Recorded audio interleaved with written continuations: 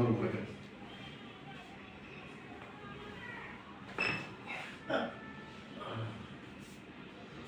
এই আওয়াজগুলো দেখায় আর কি, ওই যে এখানে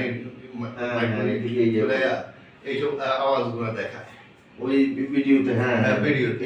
ইন্ডিয়াতে ডাক্তার ইন্ডিয়াতে আছে, ইন্ডিয়াতে তার রুগী আছে আমার কাছে 27 জন, বোঝা লাভ নেই, শুধু ফুটাই লাভ হলো।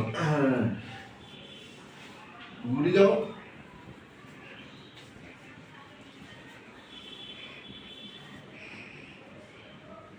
ধরো।